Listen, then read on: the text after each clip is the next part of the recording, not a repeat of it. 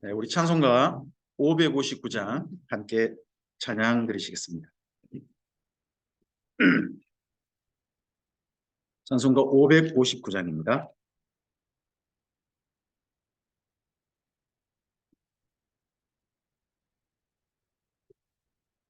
사철의 봄바람 불어있고 하나님 아버지 모셨으니 믿음의 반석도 든든하다. 우리 집 즐거운 동산이라. 고마워라 임마누엘, 예수만 섬기는 우리 집. 고마워라 임마누엘, 복되고 즐거운 하루하루. 어버이 우리를 보이시고 동기들 사랑에 뭉쳐있고 기쁨과 서름도 같이 하니 한간의 초가도 천국이라. 고마워라 임마누엘, 예수만 섬기는 우리. 고마워라 임마누엘, 복되고 즐거운 하루하루. 아침과 저녁에 수고하여 다같이 일하는 온 식구가 한 상에 둘러서 먹고 마셔. 여기가 우리의 낙원이라. 고마워라 임마누엘, 예수만 섬기는 우리 집. 고마워라 임마누엘, 복되고 즐거운 하루하루. 기도하겠습니다. 주님, 주의 말씀 안에서 만나기로 약속하고 약속한 날 이래 주님 안에서 평안한 가운데 주의 말씀을 사모함으로 함께 모일 수 있어서 감사합니다. 이렇게 모여진 오늘 이 하루가 우리 하나님께서 기뻐 바라보시고 기대하시는 하루이기를 소원합니다. 또한 우리의 가슴과 마음에도 하나님의 심정 그대로, 하나님의 소원 그대로 말씀이 고스란히 담겨지는 이 하루이게 하옵소서. 우리를 하나님의 그릇 삼으셔서 하나님의 보배의 말씀이 담기게 하시고 하나님의 선하신 뜻이 보배로 담기게 해주셔서 이 땅 가운데 하나님의 사람으로서 밝게 빛나고 하나님의 사람으로서 맛을 낼 줄 아는 우리들이 되게 하옵소서. 오늘 하루를 선물로 주셔서 감사합니다. 또한 주의 말씀을 선물로 받을 수 있어서 감사합니다. 우리 또한 그러한 하나님의 선물이 되어져서 오늘 이후 하나님과 함께 말씀으로 이어지는 삶으로 나아가게 해 주시옵소서. 이 하루를 부탁드립니다. 특별히 두고 온 가정과 우리의 일터와 사랑하는 사람들 그리고 우리가 섬기는 교회에 평안을 하여 주셔서 주의 말씀에만 집중할 수 있도록 형편을 주님께서 허락하여 주시옵소서. 부탁드리오며 예수님 이름으로 기도합니다. 아멘. 네, 오늘은 이제 오늘부터 우리가 말씀을 잠시만요.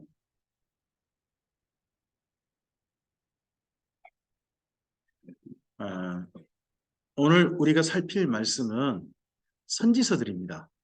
선지서들인데 이 선지서가 남유다가 멸망하고 바벨론 포로 초기까지의 말씀이거든요. 오늘 스바냐부터 살펴갑니다. 스바냐서는 여기 앞에 보시는데 보이시겠죠? 요시야 왕 때입니다. 요시야 왕 때. 요시야 왕 때 스바냐고 또 한 사람이 요시야 왕 13년부터 사역을 시작합니다. 그분이 에레미야예요. 에레미야. 그리고 바벨론이 드디어 쳐들어옵니다. 쳐들어와서 1차인지 2차인지는 모르지만 그때 정도에 하나님께서 제발 저 바벨론 군대를 물리쳐 주시라고 옛날 아수르 때처럼 우리를 도와주시라고 하나님께 간곡히 기도드리는 분이 있습니다. 그분이 하박국이에요. 그래서 하박국은 여호야김에서부터 시드기야 그 중간인 겁니다. 시드기야는 아니에요. 시드기야는 아니지만 여호야김에서 여호야김까지 그 사이에 분이 하박국으로 보입니다. 그리고 드디어 나라가 멸망하죠. 그 사이에 1차 포로로 여호야김 왕 3년에 바벨론으로 먼저 잡혀간 분이 있습니다. 그분이 사실은 포로라기보다는 볼모라고 해야 되죠. 국가의 최고 권력층의 자녀 몇 명을 데려가서 니네 까불면 혼나 그 나라의 위협으로 잡아가는 거죠. 그리고 또 그 사람들을 자기 나라 교육을 잘 시켜가지고 나중에 친 바벨론파 만들리는 거죠. 그런 사람을 잡혀간 사람이 바로 다니엘입니다. 다니엘은 여호야김 때, 여호야김 3년 때 잡혀가는 겁니다. 그리고 여호야긴 왕이 3개월 왕이 있고 바로 잡혀가죠. 바로 잡혀가서 그때가 2차 포로인데요. 2차 포로 때 잡혀간 대표적인 선지자가 바로 에스겔이 됩니다. 에스겔. 그래서 여호야김 때 다니엘, 여호야긴 왕과 함께 간 사람이 에스겔. 이 부분은 그렇게 기억하시면 좋고요. 그리고 나서 시드기야 왕 11년에 드디어 나라가 망하죠. 예루살렘이 완전히 파괴되어지고 성전이 불타버리고 돌 위에 돌 하나 남기지 않고 무너지게 됩니다. 그때에 그 광경을 지켜본 분이 두 분 있습니다. 그 광경을 잊지 못하는 분이 두 분 있어요. 한 분은 에레미야입니다. 그래서 에레미야가 그때 에레미야 예가를 남기고요. 또 한 분이 그때 그 광경을 보고 자기 예루살렘에 와서 강도 짓거리를 하는 한 나라에 대해서 이를 뿌득뿌득합니다. 그 나라가 에돔이죠. 에돔이라는 나라에 대해서 일을 간 그 사람이 오바댜입니다. 오바댜. 그래서 나라가 멸망할 때 마지막 가장 처참한 모습을 기록하고 있는 분이 에레미야 그리고 오바댜인 거죠. 그리고 나서 바벨론 포로는 왜 잡아갔는데 바벨론 포로는 에레미야도 그렇게 말을 했죠. 앞서서 뭐 다른 분도 그렇게 했습니다만은 포로로 잡혀간 분은 좋은 무화과 그리고 이스라엘 땅에 남아있는 사람은 나쁜 무화과 그렇게 표현했단 말이에요. 그럼 그들이 왜 좋은 무화과냐 하는 거에 대해서 생각해 볼 수 있는 사람이 누구냐 선지서가 어디냐 그러면 다니엘서인 거죠. 다니엘서가 바로 바벨론 포로들을 왜 하나님이 그들만을 살리셔가지고 바벨론 데려가셔서 70년 동안이나 그들을 훈련시키셨는가 하는 이유가 다니엘서에 담겨 있는 겁니다. 그래서 오늘 우리가 지금 만나는 말씀 있지 않습니까? 만나는 말씀은 어떻게 보면 하나님의 감정이 하나님의 심정이요. 가장 어떻게 보면 롤러코스터를 탄다고 해야 될까요? 가장 깊이 침잠되어 있고요. 어떻게 보면 감정이 가장 아픈 때입니다. 이때 기쁜 감정은 하나도 없습니다. 기쁜 감정은 없어요. 대신에 하나님이 애로우세요. 에레미야서를 보면 왕따가 둘 나와요. 에레미야서에. 첫째는 에레미야가 왕따예요. 예루살렘에서. 근데요.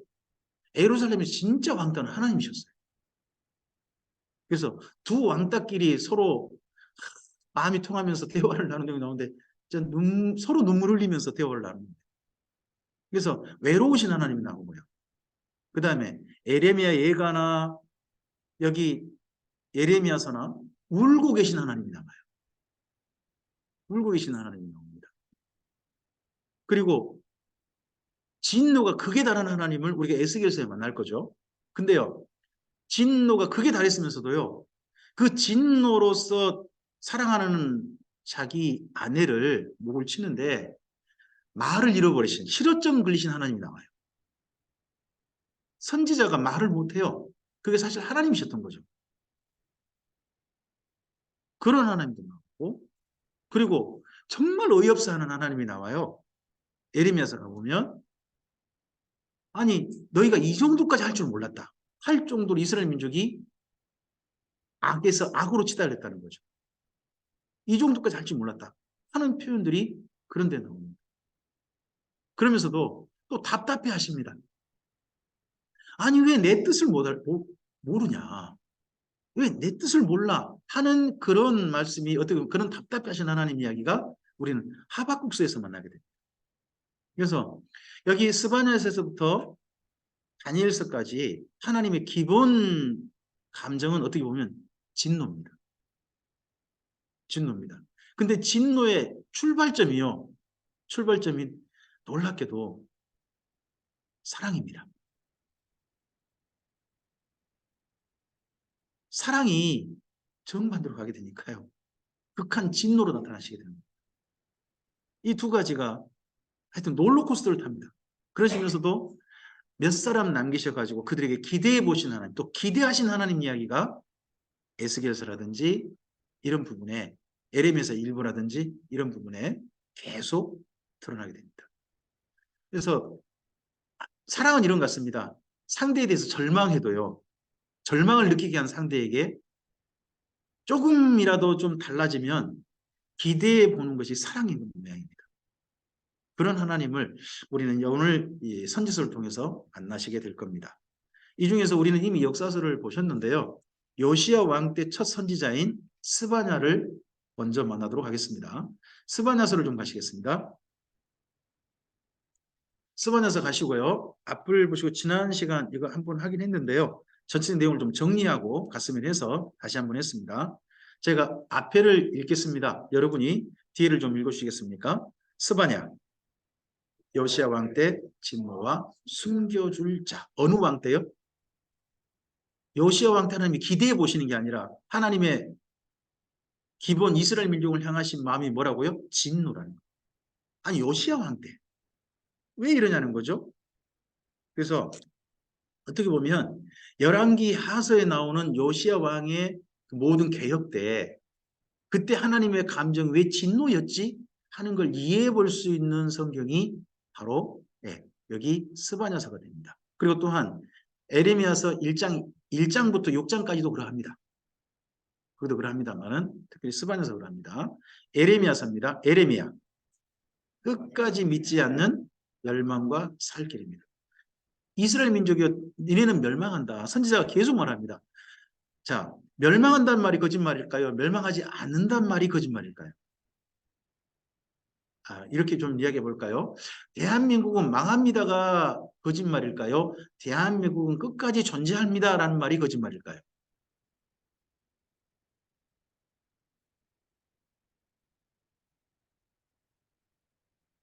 우리 마음의 소원에 따라 약간 달라지게 되죠. 달라지게 됩니다만, 그 당시에 에레미야는 망한다고 그러고 나머지 모든 선지자들은요, 안 망한다는 겁니다. 자, 안 망한다는 사람들도 누구의 이름으로 그렇게 선포합니까? 여호와의 말씀이라고 선포합니다. 더더구나 여호와의 말씀이라 그러면서요, 그 많은 선지자들이 뭐라고 붙이냐, 한 단어를 붙입니다.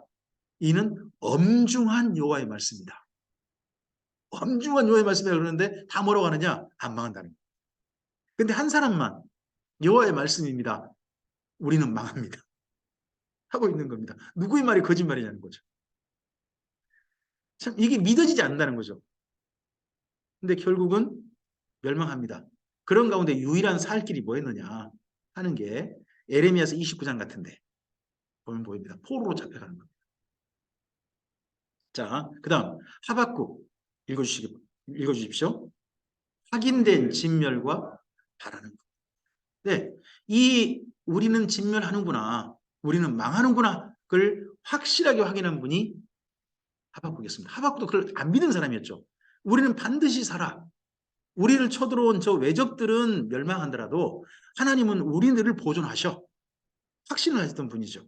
근데 그분이 자기 확신이 내 확신에 불과한 것이고 하나님이 하실 일은 아니구나 하는 걸 확인하고 그러면서 하나님께 긍휼을 원하는 그런 내용이 하박국서에 있습니다. 그 다음에 에스겔입니다.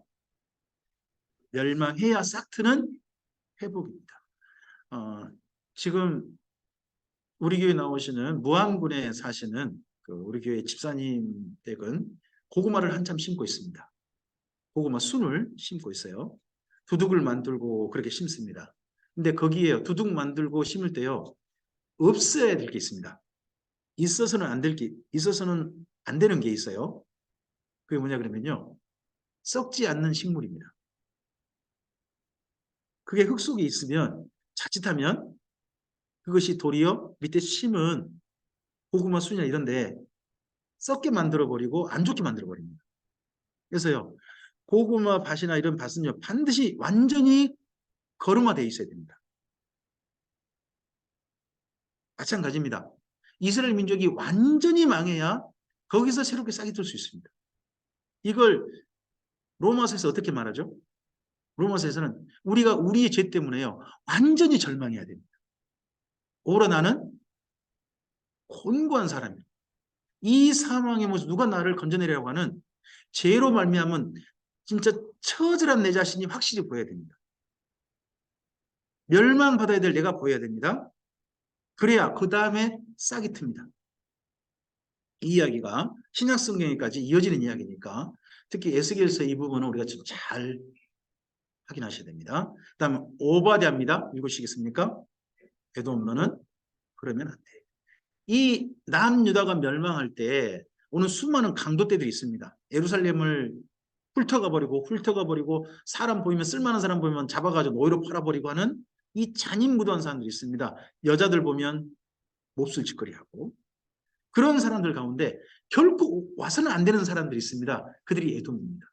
왜 그러겠습니까? 야곱과 에서 사이는 쌍둥이잖아요. 형제간에 그러면 안 되죠. 형제간에 그러면 안 되죠. 어떤 한 분이 돌아가시고 나면요. 그분이 남겨놓은 재산 가지고 형제끼리 싸운다면 돌아가신 분이 마음이 어쩌겠습니까? 우리나라엔 그런 뉴스들이 가끔씩 나오지만 참 슬픈데 요즘은 더 지나치죠. 살아계신 부모님을 갖다 죽여가지고 그 부모님 죽여서 받는 사망보험금인지 뭔지 받으려고 그런 짓거리 하는 그 악한 사람들 이야기도 나오고 그러지 않습니까? 이거 얼마나 끔찍한 일입니까? 근데 그런 대상을 하는 사람이 바로 에돔이라는 겁니다. 에돔. 너 그러면 안 돼. 하는 겁니다. 그 다음 다니엘입니다. 읽어주시겠습니까?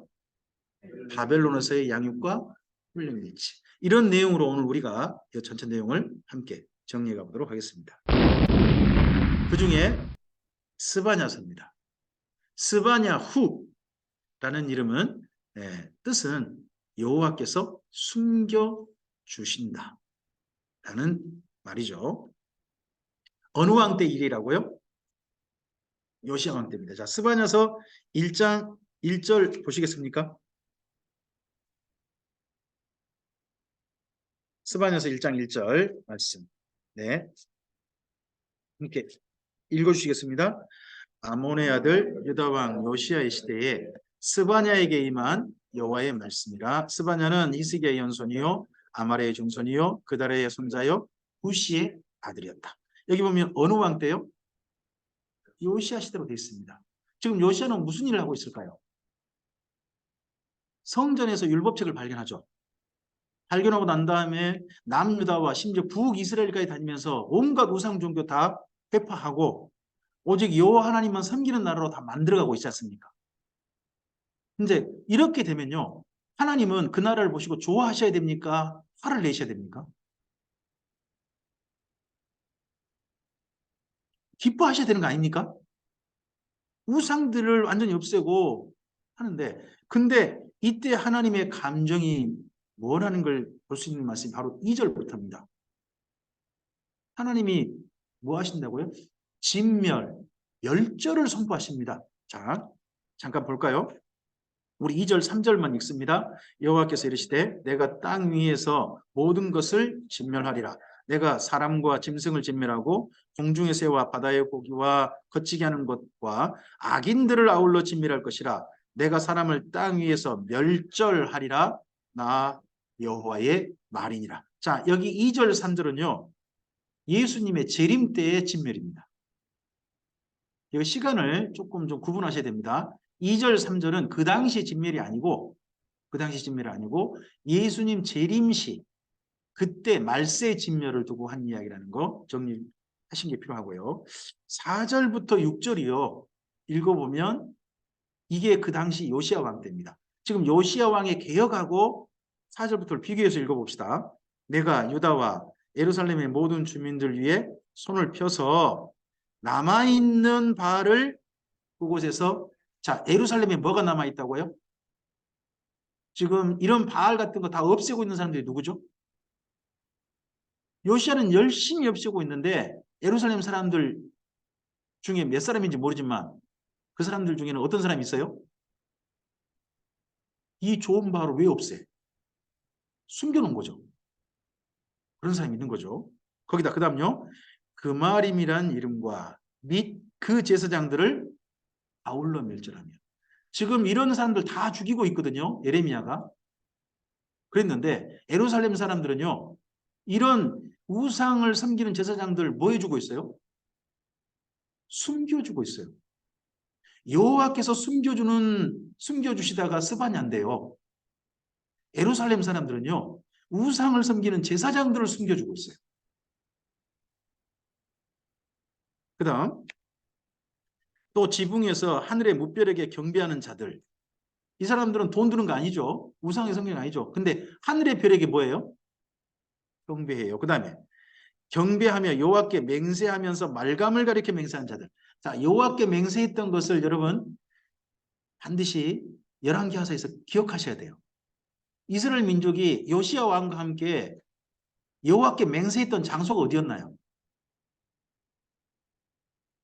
그 장소가요. 23장 1절 첫머리 가보시면 열왕기하서 가보시면 거기가 성전이에요.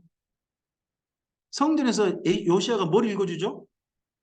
모인 무리에게 율법책을 읽어줘요. 읽어주고서 우리 이 율법대로 하자라고 하나님의 이름으로 서로 맹세했단 말이에요. 그렇게 맹세했던 사람들인데 집에 와서는 누구를 가리켜 맹세해요? 말감이라는 신한테 말감님 죄송합니다. 내가 요시야 왕의 협박에 의해 갖고 별 수 없이 내가 거기서 맹세했는데 그건 가짜고요. 내가 진짜 맹세할 분은 말감이십니다라고 집에 와서 따로 맹세하고 있는 사람들이 있다는 겁니다. 이 도시가 어느 도시예요? 지금 4절부터 6절까지 이 도시가 어느 도시예요? 예루살렘입니다. 사실은 그럼 잘 보면요. 4절부터 6절에서요. 예루살렘에서 왕딱 한 명 보입니다. 실질적인 왕딱. 혹시 보이십니까?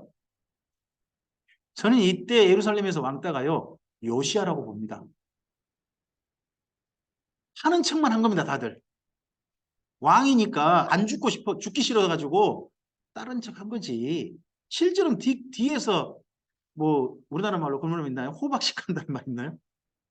다들 그러고 있는 겁니다. 자, 그 다음 또 거기다가 6절 보시면요. 여호와를 배반하고 따르지 않는 자들 있죠. 그럼 처음에는 맹세도 하고 따른 척 했어요. 그러다가요. 요시야 왕이 개혁을 계속하니까요. 배반하고 정반대로 가본 사람들이 있는 겁니다. 그러기다가 처음부터요. 여호와를 찾지도 아니하고 구하지도 아니한 자들 또 있는 겁니다. 처음부터 요시야 왕이 하나님 앞에 모이자고 있을 때 안 모인 사람들, 협조도 안 한 사람들이 예루살렘에 있는 거예요. 이런 도시다 보니까요. 이런 도시다 보니까 여러분 예레미야서 이 도시를 보고 요시야 왕 때 이 도시를 보고 하나님께서 뭐라고 하신지 아십니까? 이런 말씀이 있습니다. 요시야 그 예레미야에게요. 너는 예루살렘 길 사방에 가가지고 나를 진실하게 찾는 사람 한 사람이라도 있는 거 좀 찾아봐라. 만약에 그런 사람 한 사람이 있다면 나 이 예루살렘 멸망시키지 않겠다는 말씀이요. 여러분 예레미야서 가보면 나옵니다. 5장 1절이던가요? 지금 예루살렘이라는 도시의 사람들이요, 왕 앞에서 하는 척하지 실제로는 다 우상 숭배하고 있었다. 그래서 요시왕이 그렇게 열심히 하는데 지금 하나님의 감정 상태는 어떤 상태신 거예요? 진노 상태신 거예요. 이게 풀리지 않는 거죠. 그러면서 하나님은 뭐라고 얘기하실까요? 이때 이 예루살렘 이런 풍경 보시면서 뭐라고 하실까요? 이거 누구 때문이다? 므낫세 때문이다. 이런 얘기 하고 계시다. 참 슬픈 광경이죠. 그래서 완전히 멸망시켜버리를 예루살렘을 준비해 갑니다.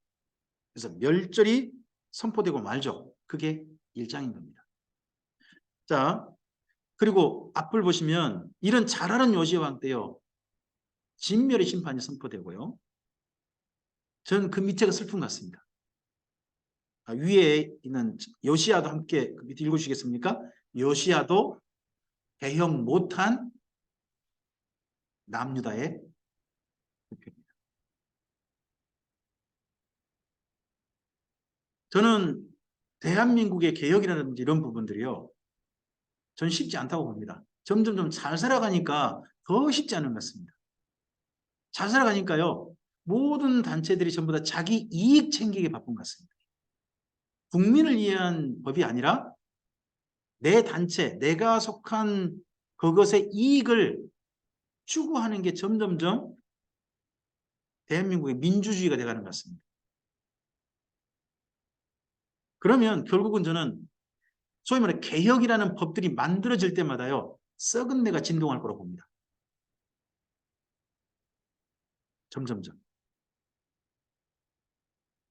겉으로 내세운 건 참 많이 사람들한테 그럴듯한 언어가 붙겠죠. 근데 실질적으로는 그 법 안에서는 어느 한 단체를 위한 치우친 그런 법들 때문에 결국은 썩은 내가 점점 나고, 그러다 보면 이런 말씀이 이루어지지 않겠습니까? 말세 현상 중에 이런 말씀 있죠. 사랑이 식어지고 불법이 상한다. 법이란 이름으로 불법을 정당화시켜버리는 그런 시대가 점점점 대한민국에 내일일지도 모르겠다.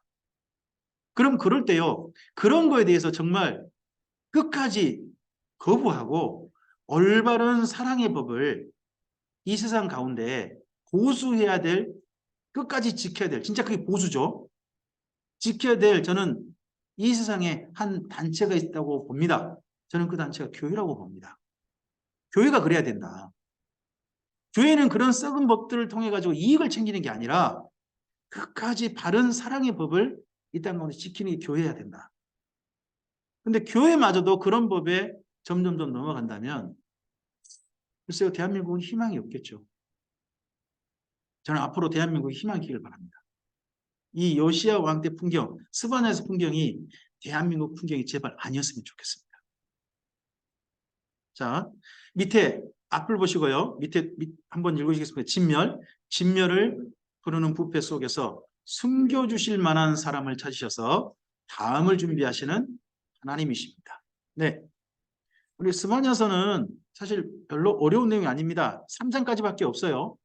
3장까지밖에 없는데 그 중에서 2장의 1절부터 2장 1절부터 3절까지가 가장 중요한 하고 싶은 이야기입니다.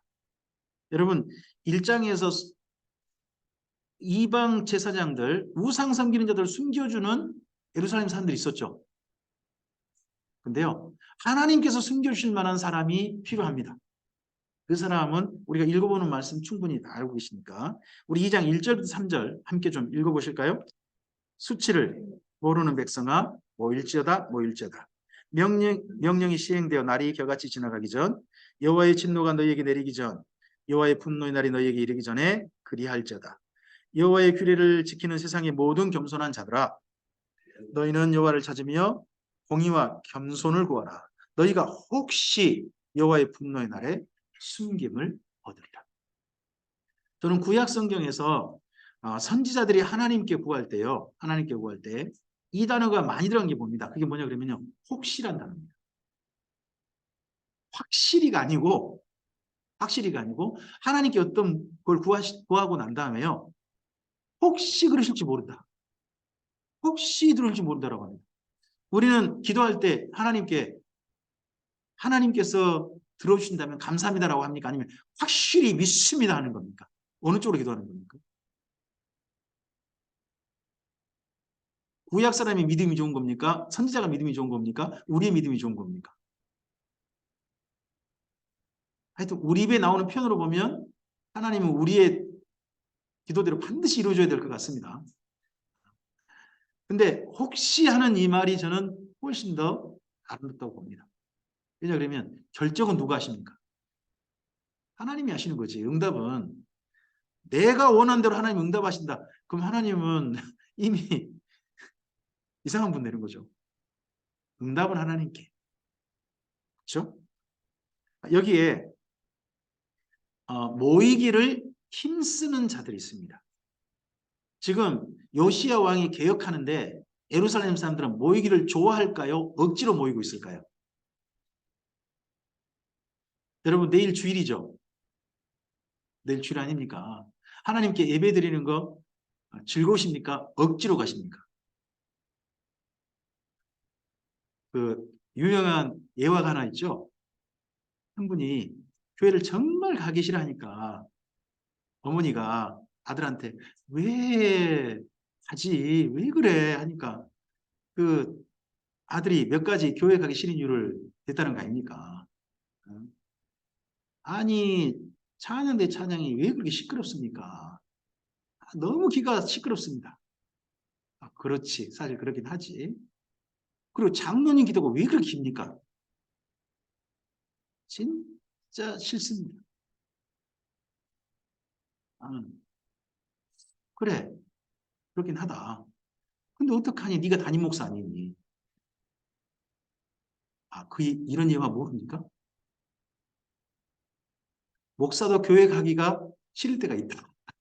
는 그러한 예화로 그런 예화가 하나 있습니다. 예화가 있는데 하나님 앞에 정말 모이기를 즐거워하는 거, 그분 앞에 서기를 즐거워하는 거, 이건 정말 하나님께서 만나고 싶으신 사람인 것 같습니다. 그리고 하나님의 규례를 지키는 게 겸손입니다. 저는 겸손이라는 단어가 나를 낮추는 거라고 생각을 많이 했습니다. 근데 구약 성경을 읽다 보니까요. 겸손이라는 단어는 항상 이렇게 되어 있는 것 같습니다. 겸손은 뭐냐? 하나님의 말씀을 준행하는 겁니다. 내가 내 뜻대로 내 생각대로 사는 게 그럼 뭐예요? 그게 교만입니다. 교만인 거고 내가 나를 낮춰서 누구 말씀대로 하나님 말씀대로 즐겁게 사는 것을 가리켜서 구약 성경은 한결같이 겸손이라고 합니다. 겸손. 네, 이 요시야 왕 때에 이 하나님께서 구하는 사람이 하나님의 말씀에 정말 즐거이 순종하는 자. 그 요시야가 읽었지 않습니까? 그 말씀 신명기 말씀 같은데 다 읽었는데 그 말씀 보니까 우리가 망할 짓거리만 하고 있다 하는 거에 공감하고 그럼 우리가 안 망하려면 저 우상들 다 때려 부수고 오직 하나님만 섬기는 나라로 새롭게 거듭나야 된다. 이것을 공감해야 될 거 아니겠습니까? 그 사람이 겸손한 사람이죠. 그런 사람이. 그리고 이럴 때 아니 하늘의 무별이나 말감이나 바알 찾지 말고 누구를 찾아야 합니까? 여호와 하나님 찾아야 될 거 아니겠습니까? 여호와 하나님을. 그런 사람들이 하나님께서 숨기실 만한 사람인 거죠. 저는요. 하박국이라는 선지자를 이단 바로 만날 거거든요. 하박국이 사실 하나님 뜻을 이해한 사람이 아니었습니다. 하나님이 내 마음대로 내 소원대로 이루어지길 원하는 사람이었지 하나님과 뜻이 통한 사람은 아니었습니다. 그럼에도 불구하고요. 저는 하박국이 하나님께 구원받은 사람이라고 생각합니다. 실제로 하박국의 무덤은 그 땅에 있지 않고 바벨론 포로로 잡혀간 자리에 있거든요. 이란의 투이사이르카라는 곳에 그곳에 있으니까요. 그러면 그는 하나님께서 살려둘 만한 사람인 겁니다. 왜 그렇습니까? 그래도 하나님을 찾고 있지 않습니까? 그러면요. 남유다가 멸망할 때 진짜 하나님을 진실하게 찾는 사람이 많지 않았을 거란 겁니다. 어디가 비교되느냐? 하박국과 꼭 비교해서 나중에 읽어보실 때가 있습니다. 거기가요. 에스겔서입니다. 에스겔서 8장을 꼭 비교해서 읽어보셔야 됩니다. 성전에서 많은 사람이 찾아왔습니다. 근데 성전 찾았는데요. 하나님을 안 찾아가고요. 웬 여자가 나무로 서 있는 우상을 찾아가는 겁니다. 성전 들어와서. 그 우상 이름이 뭐죠?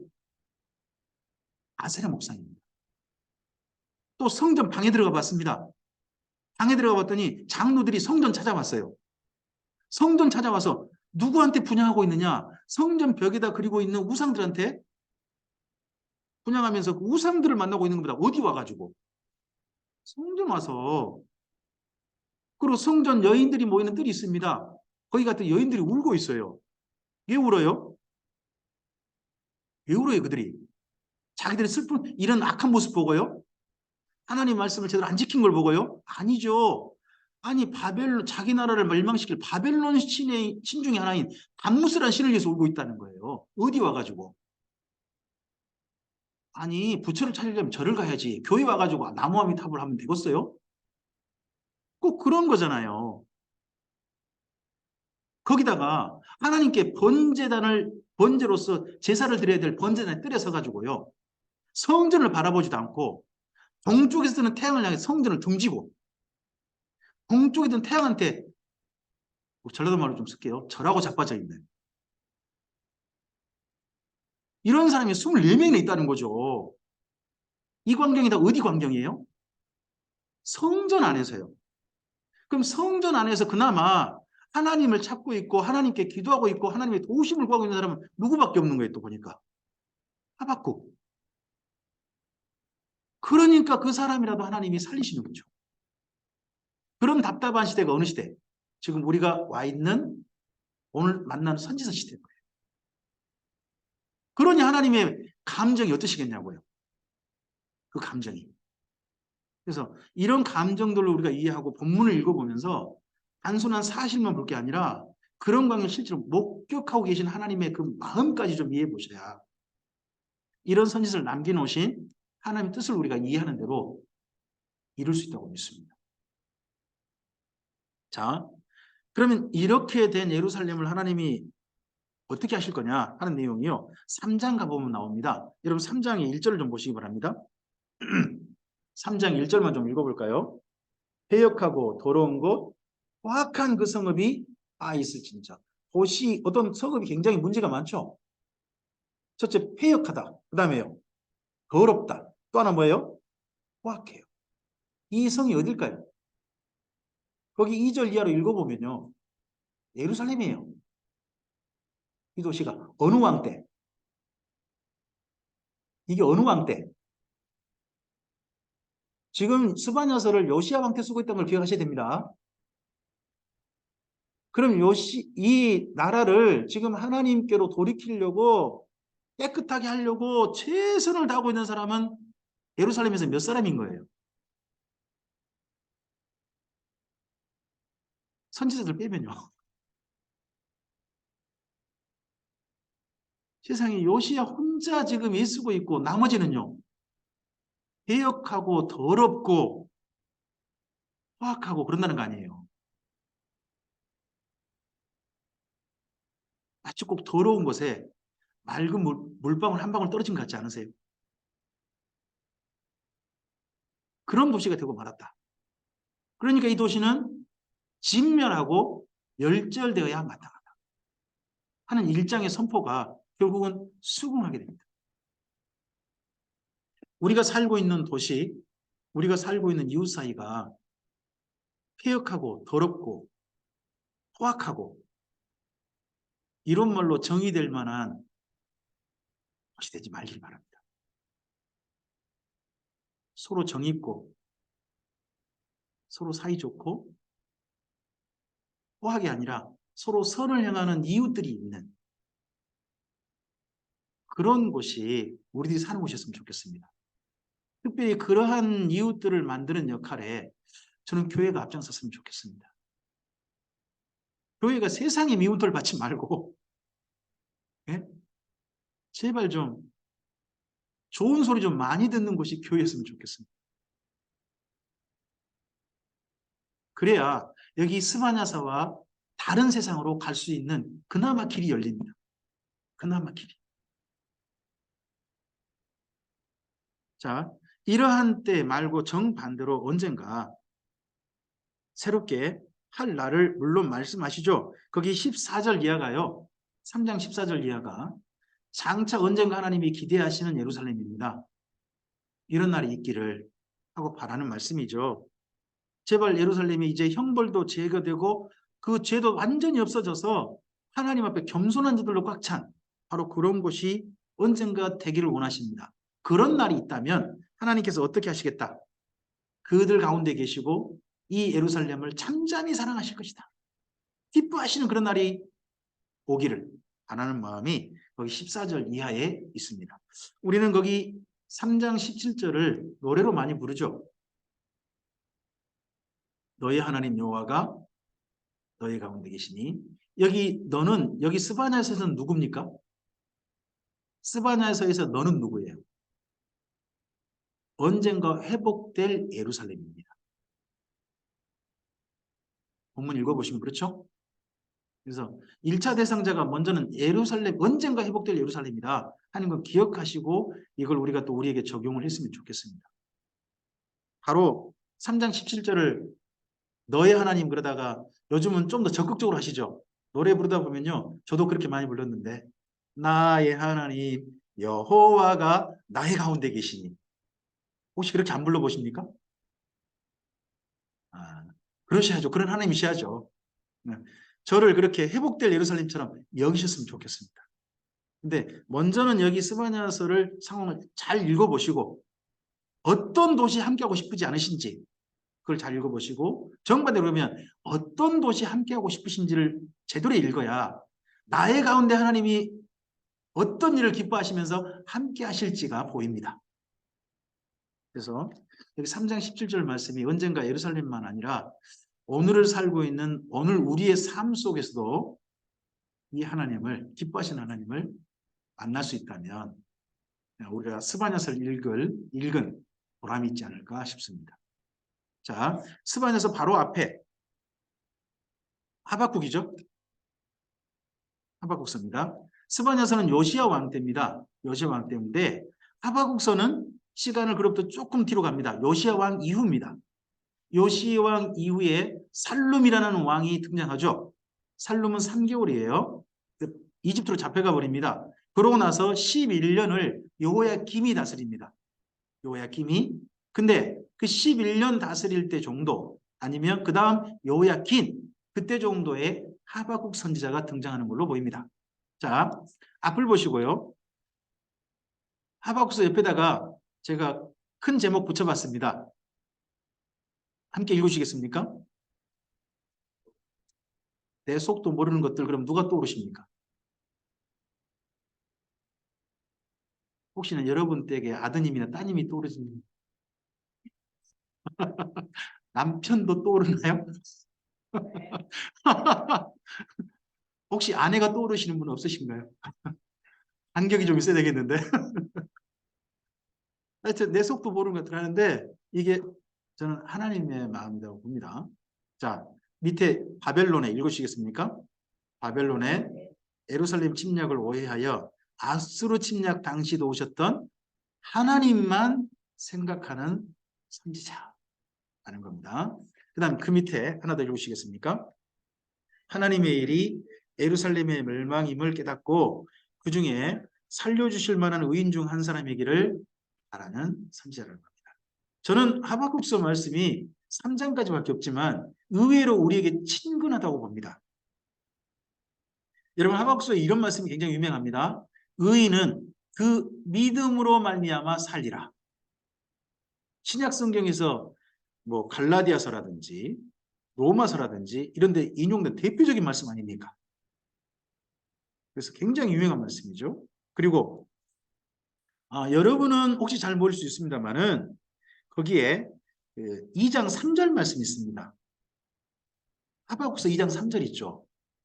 한번 함께 읽어보시겠습니까? 이 묵시는 정한 때가 있나니 그 종말이 속히 이르겠고 결코 거짓되지 아니하리라. 비록 더딜지라도 기다리라. 지체되지 않고 반드시 응하리라. 이 말씀 여러분 잘 모르시죠? 잘 모르셔야 합니다. 이 말씀을 잘 알고 있는 분들은 대부분 네, 조금 종말론을 이상하게 배운 분이나 이런 분들 중에 의외로 또 이단 단체들이 이 말씀 굉장히 많이 인용합니다. 이단 단체들이 이 말씀을 계속 익숙하신 분들은 조금 걱정스러운 분들입니다. 그리고 2장의 맨 끝에 말씀 굉장히 또 이전에 주보에 많이 나왔던 말씀입니다. 2장 맨 끝에 읽어볼까요? 오직 여호와는 그 성전에 계시니 온 땅은 그 앞에 잠잠할지다. 여러분 옛날 주보에 그 주일 낮 예배 맨 밑에 이거 있었습니다. 예배당 오면 어떻게 하라고요? 얌전히 있어. 조용히 있어야 돼. 해가지고 이 말씀을 콕 넣으셨죠. 네. 그런 기억이 있습니다. 그리고 3장 2절 말씀 또 유명한 말씀이죠. 3장 2절 읽어보실까요? 내가 주께 대한 소문을 듣고 놀랐나이다. 여호와여 주는 주의를 수년 내에 부응하게 하옵소서. 이 수년 내에 나타내시옵소서. 진노 중이라도 긍휼을 잊지 마옵소서. 3장 2절 말씀 가운데요. 맨 끝에 진노 중이라도 긍휼을 잊지 마옵소서는 다들 모릅니다. 2절 맨 끝에 붙어있는지 모릅니다. 하지만 그 앞에 주는 주의를 수년 내에 부응케 하소서. 이 말씀만 딱 떼가지고요. 교회 표로 많이 삼으시죠. 또 앞에다가 뭐예요? 프랑카드로 주의 길을 수년 내에 부응케 하소서 하고 맨 밑에다가 뭐라고 써놓으시죠? 합 3.2 딱 붙여가지고 앞에다가 해놓지 않습니까? 그런 대표적인 사람이 김용주입니다. 제가 우리 교회 표로 우리 교회 1년 표 있지 않습니까? 1년 표로 주의 길을 수년 내에 부응케 하소서 합 3.2 제가 3년 동안 연속 썼습니다. 이게 진노 중에 하실 일인 줄 모르고 뭐 할 일이다. 우리 교회를 속히 부흥하게 해 주시옵소서 하고 제가 기도했던 대표적인 말씀이었어요. 그런가 하면 여기 3장에 있는 유명한 노래가 있죠. 예. 부화가 나무 잎이 3장 17절 18절 말씀. 네. 이 율동을 기억하고 있는 분들이 많을지 모르겠습니다. 제가 한참 그 찬양에 깊이 열심히 하고 있을 때 그때 이 노래를 가지고 율동을 얼마나 열심히 부르는지 모르겠어요. 근데 이렇게 익숙한 하박국서가 과연 하나님의 본래 말씀대로 우리가 알고 있으면서 익숙하느냐가 중요한 거죠. 오해하면서 익숙하면 그 문제인 겁니다. 자, 하박국서 내용을 좀 정리를 간단히 해볼게요. 하박국서 1장입니다. 1장 옆에 한번 읽으실까요? 하나님께서 바벨론을 아수르 침략 때처럼 해주시기를 바라는 선지자 내용이 1장에 있습니다. 자, 2장 또 읽으시겠습니까? 하나님의 일은 바벨론도 망하지만 지금은 예루살렘을 망하게 하는 것이라는 말씀을 확실하게 듣는 장이 2장입니다. 선지자 기도와 달리 3장입니다. 정해진 예루살렘의 멸망에서 살려주실 만한 의인이기를 바라는 선지자. 1장에서 의인은 그 믿음으로 말미암아 살리라. 생존할 것이라는 말씀을 따라서 하나님 저도 하나님께서 살려주실 만한 사람이었으면 좋겠습니다. 이때 예루살렘에서 진멸당한 사람 중에 있으면요. 죽음 이후가 희망이 없는 거잖아요. 그렇잖아요. 그래도 살아서 포로로 잡혀가야 하나님께서 그나마 그 다음에 기대해 보신다는 사람인 거잖아요. 그래서 이 말씀은 굉장히 중요한 겁니다. 제가 선지서를 읽어보면서요. 2권을 새롭게 읽은 성경이 있습니다. 특별히 2권. 다 새롭게 읽었습니다만 첫째가 저는 요나서입니다. 두 번째가 하박국서입니다. 저는 선지서는 항상 하나님의 감동받은 사람, 하나님의 뜻대로 하나님의 말씀을 전하는 사람, 하나님 뜻에 합한 사람, 하나님의 뜻에 동역한 사람. 그래서 우리는 누구처럼 돼야 된다? 선지자처럼 돼야 된다. 그렇게만 생각했습니다. 근데 알고 보니까 요나는요. 자기가 오해했다는 걸 쓰고 있다는 겁니다. 내가 오해했다. 그리고요. 또 한 사람이 있다는 겁니다. 하박국입니다. 하박국도 어떻게 쓰고 있느냐? 내가 하나님을 오해했다라고 쓰는 겁니다. 그래서요. 선지서 가운데 자기 반성문으로 쓰고 있는 2권 있다는 겁니다.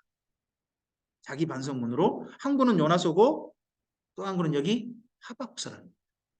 그런 관점에서 새롭게 읽어보면 정말 우리가 오해하고 있는 게 많이 보입니다. 자, 여러분 하박국서 일부 내용, 시간이 많지는 않습니다만 일부 내용을 좀 보도록 하겠습니다. 1장을 좀 가보시죠.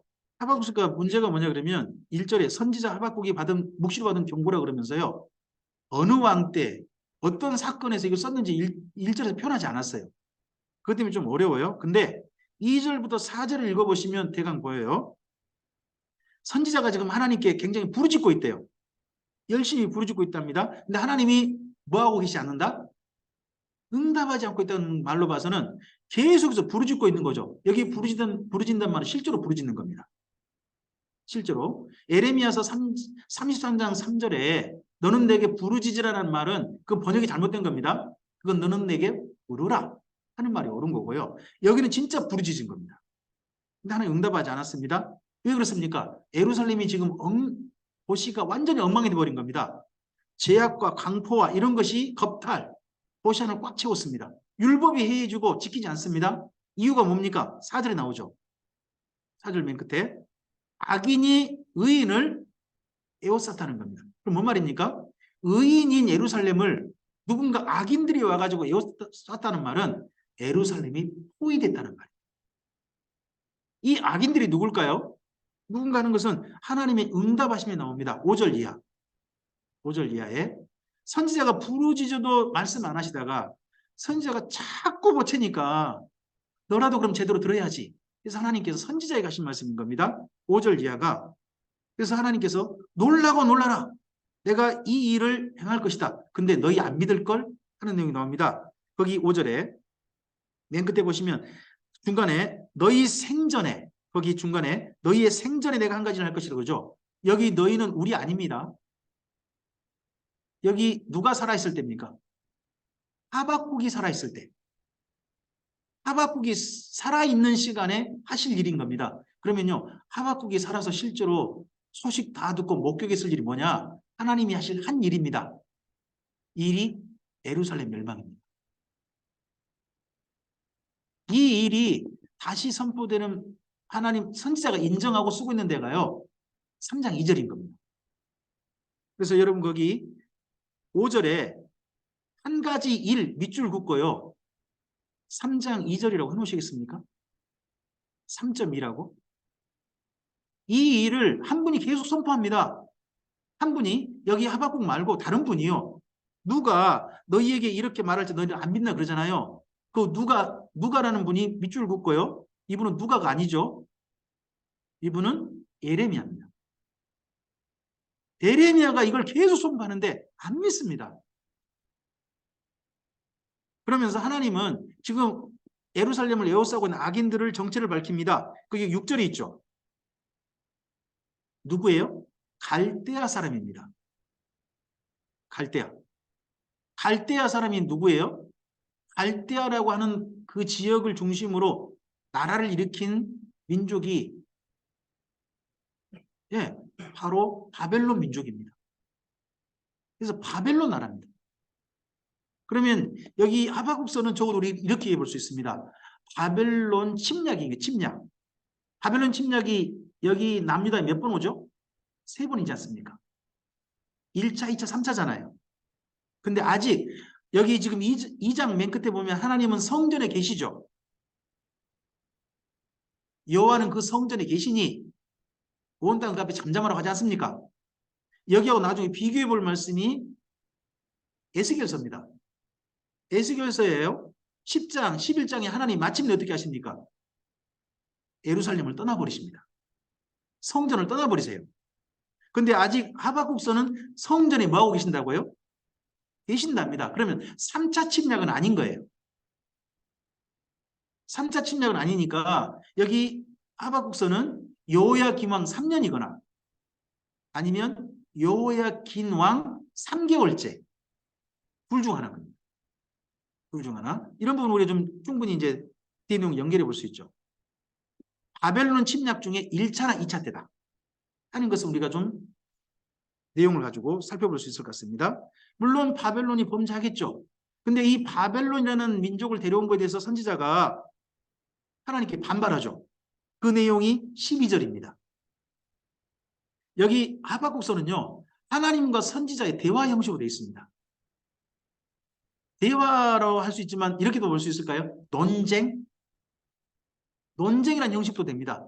뭐 히브리인들의 말로 하브루타? 뭐 그런 식으로도 될 수 있습니다. 어떻게 12절부터 선지자가 뭘 하나님께 반발합니까? 아니 저렇게 악한 사람을 그래도 좀 더 착한 이 예루살렘을 어떻게 해버리겠다고 데려오신 법이 어떻게 있습니까? 아니 좀 예루살렘을 그래도 좀 어떻게 좀 새롭게 하시려면 예루살렘보다 더 좋은 사람, 더 착한 사람 데려와서 조금 좀 훈계하시든가 해야지. 예루살렘보다 더 악한 사람 데리고 와가지고 예루살렘을 때리신다? 이게 하나님 방법은 옳습니까? 이거 하나님 방법 아니지 않습니까? 그거 하신 거 아니죠. 하고 선지자가 따지는 내용이 여기 12절 이하입니다.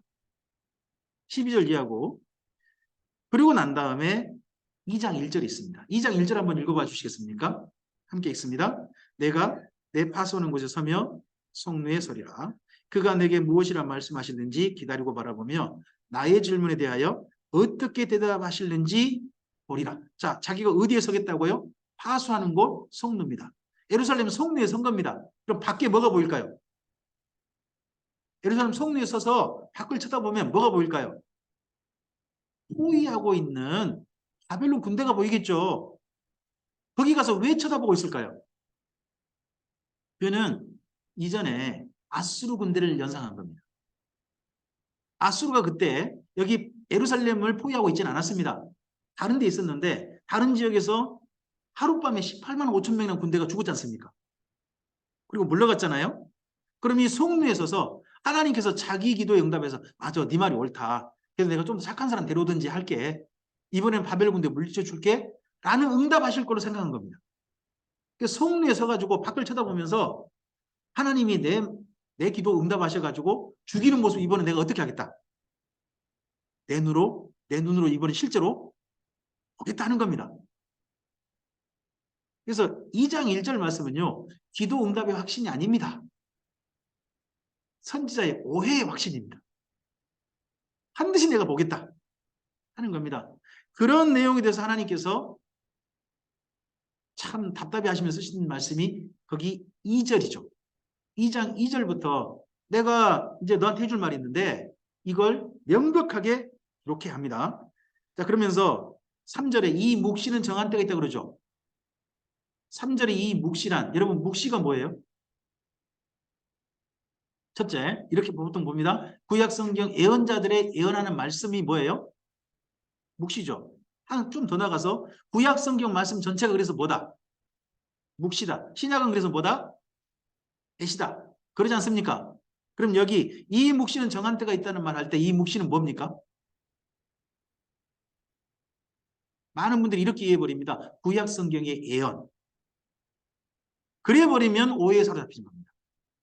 여기 3절의 이 묵시란 2장 2절부터 2장 20절까지의 말씀이지 지금 판에 명백히 여기 선지자 보고 색이라고 하는 말씀이 있지 않습니까? 그 말씀만으로 대상으로 하지 구약성경 전체를 대상으로 하는 게 아닙니다. 여기 2장 2절부터 나머지 내용이 뭔가요? 예루살렘 반드시 망한다는 내용입니다. 반드시 망한다. 그 망할 때 우리가 한 군데 말씀 인용 안 했네요. 14절이 있죠. 이게 이사야서도 있죠. 물이 바다 덮음같이 여호와의 영광을 인정하는 것이 세상에 가득할 것이다. 이게 언제 이루어집니까? 이 사건이. 언제? 바벨론이 멸망할 때.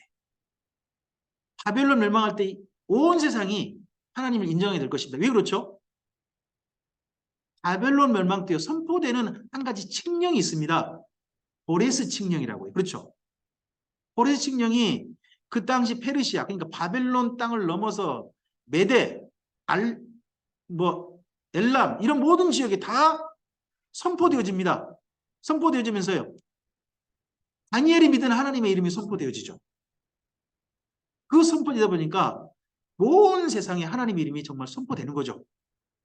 거기에 대한 말씀의 성취가 14절인 거지. 이게 나중에 이건 또 뭐 천년왕국 이럴 때도 아닙니다. 이미 그때 이루어질 내용이거든요. 그래서 여기 있는 내용은 2장은 딱 이런 내용입니다. 언젠가 반드시 이런 악한 바벨론은 뭐한다? 멸망한다. 또 하나가 더 있습니다. 근데 바벨론 멸망하기 전에 어디를 먼저 멸망시키겠다? 예루살렘 멸망시키겠다. 예루살렘. 그러다 보니까 하나님께서 이 말씀을 하시죠. 자, 우리가 굉장히 유명한 말씀이 있죠. 우리 4절 함께 읽어보겠습니다. 2장 4절. 보라, 그의 마음은 교만하여 그 속에서 정직하지 못하나 의인은 그의 믿음으로 말미암아 살리라. 이 바벨론은요, 예루살렘을 멸망시키면서 그 교만을 버리지 못할 거예요. 정직하지 못하죠. 악한 나라가 될 거예요. 하지만 이 악한 민족을 데려와서 예루살렘 멸망시킬 겁니다. 그 멸망시킬 때 앞서서 1장에서 선지자가 하나님께 구했죠. 의인 살려달라고요. 처음 기도에 그렇게 하지 않습니까? 근데 그 의인들이 있다면 누가 살리시겠다는 겁니까? 하나님께서. 그럼 예루살렘 멸망할 때 참된 의인이 있다면 누가 알아서 챙기신다? 하나님 챙기신다는 내용을 선지자가 들은 겁니다. 듣고 난 다음에 그가 올린 기도가 3장입니다. 3장 1절을 잘 읽으시면 3장 전체 분위기 충분히 보입니다. 3장 1절 첫머리 1절만 읽어볼까요? 시기 오롯에 맞춘 선지자 하박국의 기도라고 되어 있습니다. 시기 오롯이 중요합니다. 시기 오롯은 여러분 시편에 보면 시가연이라는 말로 되어 있어요. 써놓으세요. 잘 잊어먹을 수 있습니다. 시가연. 근데 시가연이라는 말이 뭐냐 그러면요. 슬픈 자의 노래, 애통하는 자의 노래라는 뜻입니다. 그러면 여기 3장은요. 선지자의 하박국의 노래인데 어떻게 부르는 노래예요? 슬프게요. 통곡하면서 부르는 노래예요. 3장 전체가. 그럼 3장 2절이 통곡하면서 주의 교회를 부흥케 하시옵소서라고 우리가 부릅니까? 말이 안 되잖아요. 그런 말이 안 되는 행동을 제가 했습니다. 그리고 더더구나 3장 2절에 주의 일이란 게 뭐라고요? 앞서 말씀드렸잖아요. 예루살렘이 멸망하는 일입니다. 여러분, 그러면 우리 교회를 멸망시켜 주시옵소서. 이 일을 빨리 언제 이루어 주시옵소서. 수년 내에 이루어 주시옵소서라고 기도하고 노래 부르는 게 3장 2절 인용이 되는 겁니다. 우리 교회를. 근데 신기하긴 하죠. 그런 말씀 붙여놓고도 교회 성도님이 늘잖아요. 참 그건 또 신기한 거긴 해요. 하나님께서 참 어이없게 여기시고 안타깝게 여기신 것 같긴 해요.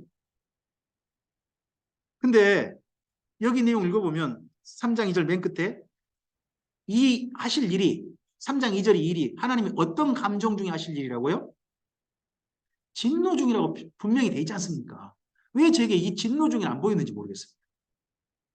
3장 2절 읽을 때 우리 어디만 필이 꽂혀 있습니까? 한 단어에 필이 꽂혀 있죠. 부흥.